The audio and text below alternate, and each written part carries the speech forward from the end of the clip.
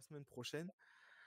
En tout cas, du coup, la suite, nous, c'est quoi? C'est un petit tour de la Ligue 1 assez rapide. Donc, bref, vous avez un petit récap du week-end. Donc, voilà, je vais vous donner les résultats de ces matchs-là. Juste que je les reprenne sous les yeux, parce qu'évidemment, je ne les ai pas tous par cœur. J'avais quelques questions ensuite à vous poser sur des clubs isolés. Et ensuite, on en viendra. Donc, pour vous donner un peu le topo. Donc, je dis les résultats, enfin, je vous donne tous les résultats du week-end. Quelques questions par club un peu isolé. Et puis, enfin, qui a fait la plus belle opération du week-end. Voilà. Et après, si vous avez d'autres petites choses à ajouter que je n'ai pas abordées, n'hésitez surtout pas. On va commencer donc par le récap de cette 17e journée de Ligue 1 qui a commencé donc avec le match nul de Monaco contre Nantes de partout. Ensuite, pareil, match nul pour Lille qui affrontait Auxerre 0-0. Lyon, je l'ai dit tout à l'heure, mais qui s'est pris les pieds dans le tapis à Brest, donc 2-1, victoire des Brestois. Nice qui a battu Reims 4-2, Marseille qui a battu Rennes 2-1 pour le retour entre guillemets de la confrontation avec Georges Sampaoli. Lens qui a battu Le Havre, qui a renversé même Le Havre 2-1. Strasbourg qui a réussi à battre Toulouse malgré des critiques envers l'arbitrage donc côté toulousain. Angers qui est bien remonté face à un concurrent direct avec un 3-1 à Montpellier. Et puis en clôture de cette 17e journée, le PSG qui a battu des Verts courageux, franchement, honnêtement, assez courageux. Et on en parlera peut-être après, mais qui a laissé, bref, qui fait une bonne deuxième mi-temps, la Saint-Etienne qui fait une deuxième mi-temps très intéressante face à un PSG qui s'est un peu éteint. Mais quelques questions du coup par club, assez isolé. Je vais commencer par tiens, toi Nico, question sur le LOSC. On va commencer par le LOSC d'abord, puisque donc Lille est sur un super comment dire, est sur une belle lancée, puisqu'ils sont sur 19 matchs sans défaite tout court. En toute compétition confondue, ils sont sur 19 matchs sans défaite d'affilée, ce qui est quand même pas mal. Mais ils sont aussi sur 4 matchs sans victoire. Dans les derniers 4 matchs en Ligue 1, c'est 4 matchs nuls. Donc, Nico, quel stade tu retiens le plus? Est-ce que t'es plus du côté donc vert à moitié rempli avec les 19 matchs sans défaite, toutes compétitions confondues, ou est-ce que tu es vert à moitié vide avec les 4 matchs sans victoire en Ligue 1, 4 derniers matchs sans victoire en Ligue 1? Non, moi je retiens quand même les 19 matchs, parce que c'est quand même une grosse série en cours et c'est une équipe que je trouve solide. C'est une équipe très solide. Collectivement, défensivement, c'est efficace offensivement, même si là sur les derniers matchs, ça allait un peu moins. Mais il y a eu ce match nul à Marseille, au Vélodrome, en décembre, avant la trêve. Là, il y a eu ce petit couac. Pour moi, le petit couac, c'est le match nul contre Nantes, parce que c'est un match qu'ils étaient parfaitement en capacité de gagner. Ils ne l'ont pas fait contre une équipe de Nantes qui est quand même, qui joue le maintien, qui est quand même un petit peu malade, même si ça va mieux maintenant. Donc, mais dans l'ensemble, c'était Auxerre, je crois, le Ouais, voilà, 0-0. c'est ça, c'est ce que j'allais dire. Alors oui, il y a eu la victoire à Brest, hein, c'est pas 4 matchs d'affilée sans victoire en Ligue 1, c'est 3 derniers matchs. Donc, comme tu as dit, c'est Lille, Nantes et Auxerre. Et juste avant, donc il y a eu Brest, victoire contre Il y Brest. avait le match nul à Marseille, je Juste crois. avant, il y a eu un match nul contre Montpellier qui fait quand même tâche. Montpellier, Ah oui, oui, match je nul crois de que c'était partout. 2-2, je crois, il me semblait, Ouais, ouais, à la Mosson, dans une exactement. fin de match houleuse d'ailleurs, je me rappelle. Non, je pense qu'il y a aussi l'enchaînement avec la Ligue des Champions. Alors là, évidemment, je parle surtout au mois de décembre, où ils ont enchaîné énormément de matchs. Mhm. Là, en janvier, c'est un petit peu la reprise, donc je pense qu'il y a un rythme à retrouver, mais je me fais pas de soucis pour cette équipe, qui quand même a un effectif de qualité, avec en général des postes doublés. Donc je pense que c'est une équipe qui est assez homogène. Je pense qu'ils ont quand même moyen de regagner des matchs. Bon, là, demain, il y a ce match contre l'OM en coupe. On verra ce qu'ils font. Parce que ouais, pour être honnête, ma question, c'était surtout ça. C'était est-ce que ça t'inquiète pour la suite? Surtout, encore une fois, pour la suite, quand Non. tu te projettes, pour la suite, qu'est-ce qui te fait. Voilà. Est-ce que c'est le côté un peu positif où en fait tu perds pas depuis presque 20 matchs? Ou est-ce que c'est le côté un peu négatif où tu n'arrives pas non plus à gagner alors que tu rencontres des équipes largement à ta portée? Auxerre, je suis désolé, mais c'est quand même à ta portée Oui, juste mais avant. Auxerre a accroché le PSG aussi, Oui, oui, non, mais c'est 0-0, vrai. donc Non, moi, je retiens plus le côté, solidité, et je pense que c'est une équipe qui reste sur une bonne ok. dynamique, et même s'il y a eu des matchs nuls par-ci par-là, je pense qu'il suffirait d'une victoire pour, relancer la machine, donc bon, j'espère pas demain, mais pour, la semaine prochaine, pourquoi pas? Ok, très bien. Du coup, ils sont cinquième actuellement de Ligue 1, nos amis Lillois, avec 29 points en 17 matchs. Parce qu'en vrai, on va pas se mentir, il y a 7 victoires, il y a quand même 8 matchs nuls pour le LOSC, ce qui est conséquent. Lyon est juste derrière avec 28 points. Et puis devant, on retrouve, comme l'a dit David tout à l'heure, il y avait Yanis, du coup, il y a Monaco, quatrième et Je troisième. pense que pardon, je pense que Lille, ils font comme la Juve en Italie, qui fait beaucoup de matchs nuls, la Juve, cette année, mais qui reste solide. Je pense que quand vous faites des matchs nuls et que vous perdez pas, Ouais. bien sûr qu'il y a ce côté, on doute parce qu'on gagne pas, mais c'est toujours mieux quand même de faire un match nul que voilà, il y en a qui perdent 2-3 matchs d'affilée. Là, c'est plus Mhm. compliqué de relancer la machine quand on perd. Là, Ok. quand on fait match nul, bon, on a peut-être des petits oublis, il y a des petits réglages, mais il suffit d'une victoire et après ça repart, tranquillement. Donc Ok. en plus, il y a eu un effectif de qualité, donc je suis pas inquiet par rapport, et même si, bah, s'ils gagnent demain, tant mieux pour eux. Après, s'ils perdent demain, je m'inquiéterai pas non plus pour eux parce que le week-end prochain, ils peuvent se relancer, parce qu'ils ont un effectif suffisamment qualitatif pour se relancer, et regagner des matchs. Ok, très bien. Petite question pour David maintenant. On va aller côté PSG puisque bref c'est le match qui a conclu cette journée, mais qui a surtout vu un PSG à deux visages, un Dembélé intéressant quand même, mine de rien, qui marche sur l'eau là dernièrement avec des très bons matchs. Il a encore mis du coup un doublé hier contre Saint-Etienne. Mais de notre côté, un PSG qui est un peu endormi en deuxième mi-temps face à la SSE, du coup, qui s'est bien battu. Tu retiens le plus quoi? Et en plus, juste pour terminer, c'est la 50e victoire en Ligue 1 enfin en Ligue 1, toute compétition confondue, pardon, pour Luis Enrique, qui du coup dépasse juste comme ça bref, petite stat, qui dépasse Ancelotti bref, il a un ratio de victoires, défaites, etc., plus haut que celui de Carlo Ancelotti quand il était au PSG, en tout cas bref. Il a obtenu plus vite ses 50 victoires, quoi. Ça, la petite stat. David, du coup, qu'est-ce que tu retiens le plus rapidement? Bah, comme tu dis, c'est ces deux aspects. C'est vrai que Ousmane Dembélé, je suis content qu'il soit à ce niveau-là parce que il s'affirme enfin comme la star du club. Même s'il y a une stratégie de ne plus avoir de star dans ce club, il faut quand même qu'il y ait des joueurs qui montrent la voie et qui soient les fers de lance. Et clairement, pour moi, le meilleur joueur de cette équipe, c'est Ousmane Dembélé. Et je suis content que ce soit lui qui ait eu à tirer le penalty, qu'il s'affirme comme voilà, il signe un doublé, il met un but magnifique. Je regrette toujours qu'il joue toujours côté droit parce que du coup, il rentre sur son pied gauche. Donc là, il a réussi à marquer. Et moi, j'aimerais bien le voir démarrer le côté gauche et finir sur son pied droit en rentrant. Je suis sûr qu'il marquerait plus de buts. Mais bon, c'est pas la stratégie qui est adoptée. Bon, après, Barcola a failli en mettre un. Bel arrêt de l'Arseneur.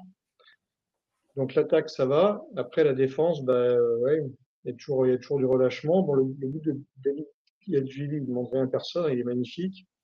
Il a même failli ouvrir la marque en tout début de match. C'est un super, super joueur, un super recrue de l'AS Saint-Etienne. Mhm. Je crois qu'il a déjà été meilleur joueur de Ligue 1 un mois donné, là, au mois d'octobre ou Octobre, quelque je chose crois, comme ouais. ça. Donc c'est une confirmation. Donc Saint-Etienne a des arguments pour se maintenir. Ça va être dur quand même parce que le problème, c'est qu'ils sont face à des bons clubs en bas de tableau, mais, euh, mais voilà, il y a des belles choses montrées par Saint-Etienne. Mhm. Mais bon, après, voilà, on en vient toujours un peu à la même conclusion finale, c'est que cette Ligue 1 est trop facile pour le PSG, quand même. Là, Ok. on voit l'écart en championnat. Bon, Marseille un tout petit peu. Marseille a réussi à se maintenir à distance, mais tous les autres ont lâché. Monaco a encore perdu 2 points, Lille aussi. Ça devient trop facile pour Paris, là. C'est pas rigolo. Ok, ouais, d'accord. D'accord, ouais, c'est pas faux, c'est pas faux. Le problème, c'est ça. Euh, Ok, David. On passe à Nico rapidement, juste pour le dernier, avant que je vous pose la question. Du coup, la plus belle opération, c'est sur l'OM, puisque voilà, en battant Auxerre, donc 3-1. Non, pardon, ils avaient déjà battu Auxerre, du coup, avant la coupure du championnat. Ils ont battu Rennes, du coup, là, samedi. Et après, il y a eu un match donc, face au LOSC, un partout, t'en as parlé. En tout cas, il y a 16 points, c'est là où je veux en venir, 16 points sur 18 possibles depuis novembre, je crois. Mais en tout cas, bref, c'est une beau. Ils sont sur une très belle série, une très belle lancée. C'est d'ailleurs l'équipe qui en a pris le plus, donc sur les 18 points, 18 derniers points possibles. Donc Marseille en a pris 16, c'est plus que toute autre équipe en Ligue 1, en championnat. C'est un rythme de champion, ça, Nico, non? Qu'est-ce que t'en penses? Ouais, c'est vrai que c'est intéressant, ça. Les seuls 2 points qu'ils n'ont pas pris, c'est contre Lille, qui est aussi voilà, qui est un concurrent direct pour les deuxième et troisième places, avec Lyon et Monaco. Donc oui, c'est vrai que c'est un rythme de champion sur 6 matchs, du coup, sur 7 matchs, 6-7 matchs, mais faut continuer comme ça, c'est une bonne chose. Après, je trouvais que ce match à Rennes, il n'était pas évident parce que il y a des choses quand même à Rennes qui se mettent en place, quoi qu'on en dise, on entend ici ou là que Sampaoli serait peut-être pas un aussi bon entraîneur. Moi, je trouve qu'il y a beaucoup plus de choses mises en place que quand il y avait Julien Stéphan. Il y a des recrues qui arrivent, Brice Samba derrière, et Seko Fofana, quand il sera en forme, je pense que ça peut apporter pas mal de choses au milieu de terrain rennais. Le mercato n'est pas fini, donc il faut voir s'ils vont pas encore se renforcer, peut-être en attaque ou en défense. Donc voilà, là ils sont notamment sur Lilian Brassier de l'OM, enfin ils font partie des clubs intéressés par Brassier. Donc à voir, mais pour l'OM, je trouvais que c'était une prestation solide. Et je voulais dire, moi voilà, c'est pas parce que je suis particulièrement l'OM ou quoi, mais je trouve je trouve que ça va crescendo. Il y a des choses qui se mettent en place et je trouve que ce groupe-là devient de plus en plus solide. Après, c'est toujours pareil, hein, on verra avec le temps et on verra notamment comment ils se comporteront en mars au Parc des Princes. On n'y est pas encore, on a encore le temps. Mais moi, si je vois l'OM en ce moment, je, je trouve plus de motifs de satisfaction en voyant l'OM en ce moment que par exemple quand je regarde le PSG ronronner face à Saint-Etienne. Mais après, c'est peut-être l'adversité qui fait que Paris s'endort un peu de temps en temps parce que le niveau est moins bon. C'est possible, mais moi, évidemment, ce que j'attends, c'est que ce que j'attends, et moi, j'attends énormément même si on a le temps d'y être, ce match au Parc des Princes, parce que l'OM est la meilleure équipe à l'extérieur en Ligue 1, Mhm. devant Paris. Donc j'attendrai qu'ils produisent le même genre de prestations au Parc, mais sauf que l'adversité sera supérieure. Mais je trouve que déjà Rennes, c'était un test, parce que c'est une équipe de Rennes qui est différente de celle de Julien Stéphan, encore une fois.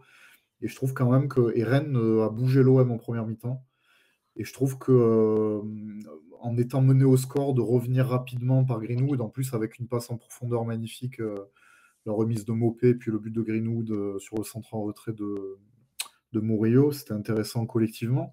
Je trouve qu'il y a des choses qui se mettent en place collectivement et il y a une certaine solidité. Mais voilà, demain, il y a ce match contre Lille en Coupe de France qui va être un vrai test, comme en championnat, entre deux équipes proches l'une de l'autre. Donc ça va être vraiment un gros test. Donc Ok. j'attends beaucoup de ce match, mais je suis aussi inquiet par le fait que Lille soit une bonne équipe. Donc On verra, mais ça peut faire un beau match. Mais je trouve que l'OM a de plus en plus de certitude dans le jeu et dans son collectif, dans ses forces vives dans ce championnat. Donc c'est intéressant pour la suite, mais il faut continuer à engranger des points. Bien sûr. Ok, très bien. Bah, de toute façon, ouais, on aura le temps, on a le temps de le voir revenir ce match-là et puis contre le PSG. En tout cas. Mais ok, on reviendra là-dessus quand, en moment venu. On parle du coup enfin, je vous pose du coup la dernière question. Pour vous, qui a fait la meilleure opération ce week-end? Après, je vais répondre moi si vous. Enfin, je vais prendre j'en ai sélectionné moi aussi si vous ne l'avez pas pris. Mais David, pour toi, qui a fait la meilleure opération ce week-end? Déjà un petit mot pour Angers, hein, qui est la preuve, ils ont fait la preuve vivante que c'est pas l'argent qui fait gagner des matchs. Parce que donc là, les gars n'ont pas été payés, ils ont été gagnés un match crucial pour leur survie sur la pelouse de Montpellier. Donc bravo aux Angevins. Et bon, la meilleure opération, c'est Marseille, hein, qui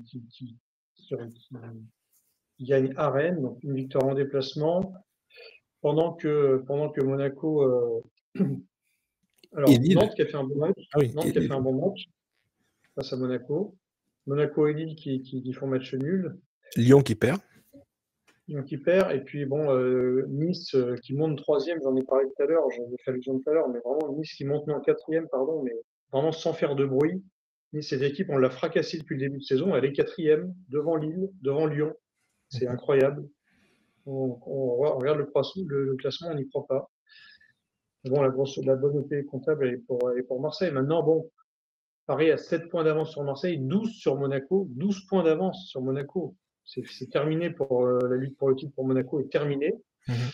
Marseille peut encore rêver en enchaînant et en n'ayant aucun trou d'air jusqu'à la fin de saison. Pour Monaco, c'est terminé. Donc c'est quand même un championnat qui est pas rigolo cette année. C'est Paris PSG, match pour la deuxième place entre Marseille et Monaco. Bon, Marseille est bien parti pour la deuxième place. Monaco, Nice, Lille, Lyon, tous ces gens-là qui vont se battre pour l'Europe. Ok. Lens peut-être. Très bien. Nico, pareil, qui a pour toi réalisé la meilleure opération ce week-end? Le PSG et l'OM. Mais le PSG, parce que, comme l'a dit David, 12 points d'avance sur Monaco, qui était censé l'équipe qui devait venir les concurrencer.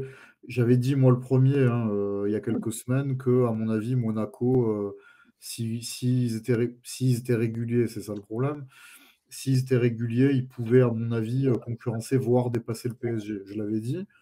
Mais à culpa, mais franchement, je pense Je que. bien, c'est enregistré. Il y a des preuves. Non, mais j'avais dit s'ils étaient réguliers. Bien Et le sûr. problème, et je pense qu'en fait, ce qui est frustrant dans ce championnat, bravo Paris d'être en tête, faut le faire. 7 points d'avance sur l'OM, 12 sur Monaco et du coup, je ne sais plus 0 combien sur défaite, Lille, il y en a encore plus sur Lille et Lyon. championnat. Faut le faire. Mais nous, ce qu'on peut déplorer, c'est l'irrégularité des poursuivants. Et en fait, on le dit depuis plusieurs années, le problème, c'est pas que Paris soit au-dessus, c'est une chose, ils ont le meilleur budget, il n'y a pas de souci là-dessus. On le sait en début de saison qu'ils sont favoris du championnat. Le problème, c'est on ne demande pas à Monaco, Lille et Lyon, est-ce que c'est la faute de Paris si Lyon se fait taper à Brest? Non. Ah oui, Est-ce que c'est c'est ça. de la faute de Paris si Monaco fait match nul à Nantes? Non plus. Donc à un moment donné, le problème, il est pas seulement. C'est pour ça qu'on parle de la faiblesse du championnat, même si moi je suis le premier à dire la Ligue 1, elle est difficile à gagner aussi, il ne faut pas le croire, hein. Tous les grands championnats européens, les 5 grands championnats européens sont difficiles à gagner. Mais je pense que c'est tout le mérite de Paris de gagner et de continuer à gagner le championnat, mais aussi ils le font par leur régularité, pas seulement parce qu'ils sont spectaculaires. Et moi, c'est ce que j'ai vu contre Saint-Etienne. Ils ont gagné le match, ils ont fait ce qu'il fallait.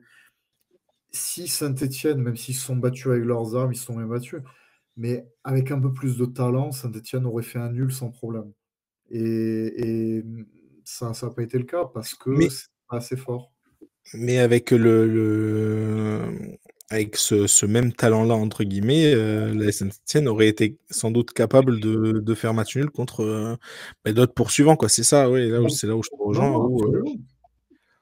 Non, mais en plus, si on peut parler vite fait de Saint-Etienne, je trouve qu'on voit quand même une petite patte Hornland. Je trouve Mhm. quand même que depuis les 2 matchs contre Reims, moi j'ai été assez bluffé le but de Stassin notamment et le fait qu'il maîtrise comme ça Reims de bout en bout. Et je trouve qu'hier au parc, ils leur ont quand même tenu un peu la dragée haute sur certaines Oui, mais je suis séquences. d'accord. Et je trouve que, alors c'est juste que techniquement, Orland, il pourra pas faire plus s'il n'y a pas du recrutement ou voilà, sans leur faire un jour. Je dirais les joueurs qui sont méritants, tout ça, mais je pense qu'à un moment donné, il va falloir élever un peu le niveau, notamment technique. Mais je trouve que voilà, Bouchouari, c'est intéressant, Stassin, c'est intéressant. David Hatchvili, ça c'est David intéressant. Ajvili, évidemment, j'en ai pas parlé, mais comme tu as dit, David, le coup franc, il est super. C'est peut-être le meilleur joueur de cette équipe. Donc, Ouais. c'est vraiment c'est intéressant. Après, ce sont des gars qui se battent et c'est très bien. Je pense que vraiment, de tous les prétendants au maintien, c'est à mon avis l'équipe qui a, en tout cas, qui a peut-être le meilleur entraîneur et qui a peut-être le plus de moyens. En plus, on n'en a pas parlé, mais le propriétaire canadien, on parlait des investisseurs, c'est un nouveau propriétaire aussi qui est arrivé il n'y a pas longtemps. Donc, c'est une équipe qui va avoir des moyens pour recruter. Donc, ça, je pense que c'est bien pour eux et pour la Ligue 1. Ok, très bien. Vous l'avez rapidement cité, mais du coup, moi, je vais parler d'eux. Parce que pour moi, une des équipes, encore une fois, après, on parle sur ce match-là, mais le match de Lens contre Le Havre est une preuve vraiment que cette équipe-là a du cœur. Mais s'il en fallait une, encore une fois, hein, parce que Lens, pour le coup, ils n'ont pas arrêté de le prouver. Mais ils étaient menés au score, donc but de Ayou. C'était que, entre guillemets, contre Le Havre, évidemment, mais bon. C'était au Havre, c'est pas évident, ils sont menés et ils arrivent à renverser le match et non, et c'est fort. Petit clin d'œil pour Machado qui fait un très très bon match, qui marque d'ailleurs un petit but, mais en plus de ça, son match est très abouti.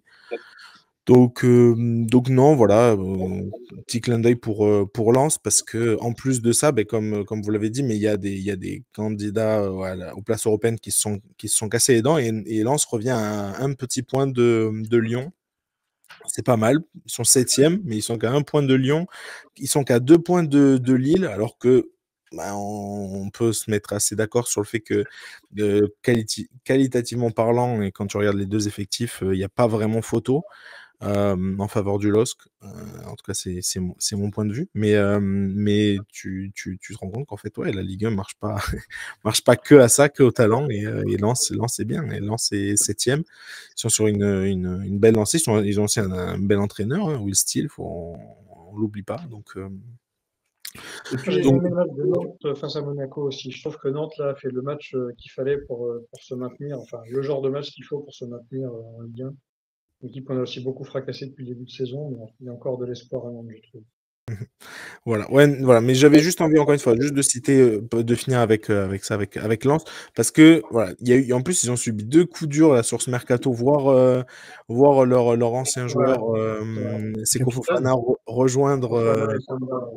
ouais, Samba, rejoindre, ils vendent leur capitaine quand même, c'est Non, mais incroyable c'est hein, ça, d'habitude. c'est ça. exactement. Non, Voilà. et puis, je voulais souligner aussi ça, c'est là, visiblement, ils sont sur le point de perdre Kouzanov. Alors ça aurait pu être un top, qu'on aurait pu mettre Kouzanov, qu'ils achètent. On va en parler après, t'inquiète, on va en parler après. Si on a Mais le bon, temps là, on leur demandera si on qui dort, peut. c'est incroyable. Non, mais je trouve que le fait de gagner, en plus, aller au Havre, qui s'est pris une grosse défaite à Marseille la semaine dernière. Donc c'est toujours un peu un traquenard d'aller comme ça chez un promu qui joue pour le maintien. Venir gagner là-bas alors qu'on est en plein mercato, qu'on ne sait pas si certains joueurs vont être là la semaine suivante. Lens, c'est vraiment une des équipes très concernées par le mercato parce qu'il y a beaucoup de ventes, ou en tout cas de spéculation sur des ventes de joueurs. On rappelle que Kouzanov, c'est quasiment fait, mais Danso, on parle de Danso qui pourrait aussi partir. On parle, alors Lens, peut-être qu'ils vont devoir refaire leur défense, parce que là aussi on parle de Brassier à Lens. Enfin, il y a beaucoup de mouvements beaucoup de tractations autour de ce club en ce moment. Tout à Et je fait. trouve que Will Steele, voilà, il tient la barre et je trouve que c'est là où ils ont du cœur. C'est que il manque un peu de talent par rapport aux autres années, quand même, mais surtout offensivement. Mais je trouve que ils ont du cœur et ils ont beaucoup de caractère pour comme ça gagner des matchs et ils sont bien au classement. Exactement. Exactement, et ils ont aussi beaucoup de blessés, ça pareil, on n'en parle pas beaucoup, mais ils ont quand même pas mal de blessés. Entre ça, les blessés, le fait de perdre ton capitaine, de voir ton ancien joueur un peu iconique, je vais peut-être un peu loin, mais qui était voilà, un peu ton visage de la grosse saison où ils finissent deuxième, c'est Kofana rejoindre Rennes. Et puis un Euh, peu actionnaire aussi, non? Je et crois qu'il a une actionnaire partie, aussi, ouais, voilà. en plus, tout à fait. Actionnaire, du coup, rejoindre un club, bah, mine de rien, rival, parce que tu joues pour les places européennes comme Rennes. Comme tu as dit, des spéculations autour de Kusanov, autour de même Andy Diouf, Kevin Danso qui devait partir au mercato d'été qui part pas. Bref, fallait gagner. Et alors il y a plein de concurrents directs qui se sont cassés les dents, ben, Lens a gagné. Et bah, du coup, bravo. Bravo pour moi, ceux qui font la meilleure opération. Encore une fois, il y en a plein qui ont fait des très belles opérations, mais j'avais envie de souligner cette équipe de Lens. Ok, on va passer.